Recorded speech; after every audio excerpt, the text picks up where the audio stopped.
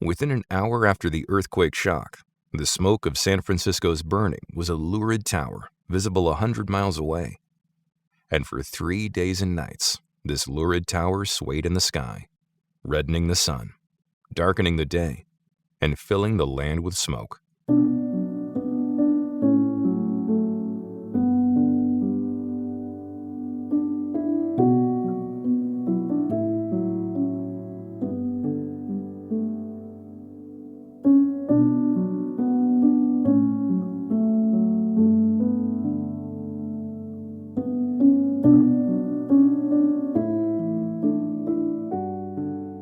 The earthquake shook down in San Francisco hundreds of thousands of dollars worth of walls and chimneys.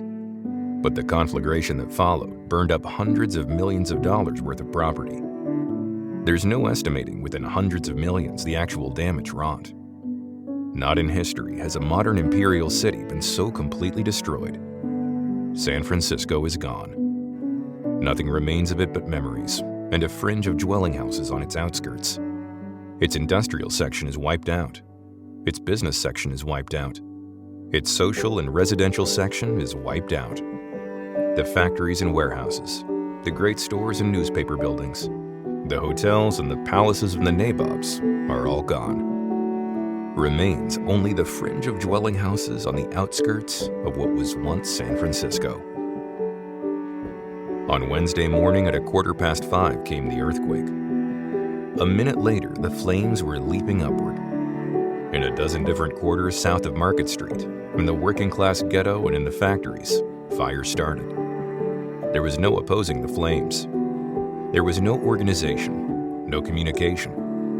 All the cunning adjustments of a 20th century city had been smashed by the earthquake. The streets were humped into ridges and depressions and piled with debris of fallen walls. The steel rails were twisted into perpendicular and horizontal angles. The telephone and telegraph systems were disrupted, and the great water mains had burst. All the shrewd contrivances and safeguards of man had been thrown out of gear by 30 seconds twitching of the earth crust. By Wednesday afternoon, inside of 12 hours, half of the heart of the city was gone. At that time, I watched the vast conflagration from out on the bay. It was dead calm. Not a flicker of wind stirred. Yet from every side, wind was pouring in upon the city. East, west, north, and south, strong winds were blowing upon the doomed city. The heated air rising made an enormous suck. Thus did the fire of itself build its own colossal chimney through the atmosphere. Day and night, this dead calm continued. And yet near to the flames, the wind was often half a gale, so mighty was the suck. Wednesday night saw the destruction of the very heart of the city. Dynamite was lavishly used, and most of San Francisco's proudest structures were crumbled by man himself into ruins. But there was no withstanding the onrush of the flames. Time and again, successful stands were made by the firefighters, and every time, the flames flanked around on either side or came up from the rear and turned to defeat the hard-won victory. An enumeration of the buildings destroyed would be a directory of San Francisco. An enumeration of the buildings undestroyed would be a line and several addresses. An enumeration of the deeds of heroism would stock a library and bankrupt the Carnegie Medal Fund. An enumeration of the dead will never be made. All vestiges of them were destroyed by the flames. The number of the victims of the earthquake will never be known. South of Market Street, where the loss of life was particularly heavy, was the first to catch fire. Remarkable as it may seem, Wednesday night, while the whole city crashed and roared into ruin, was a quiet night. There were no crowds. There was no shouting and yelling. There was no hysteria, no disorder.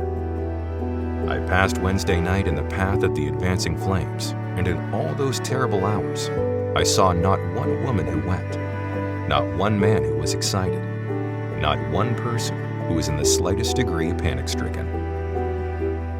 Before the flames, throughout the night, fled tens of thousands of homeless ones. Some were wrapped in blankets. Others carried bundles of bedding and dear household treasures. Sometimes a whole family was harnessed to a carriage or delivery wagon that was weighted down with their possessions. Baby buggies, toy wagons, and go-karts were used as trucks, while every other person was dragging a trunk. Yet everybody was gracious, the most perfect courtesy obtained. Never in all San Francisco's history were her people so kind and courteous as on this night of terror.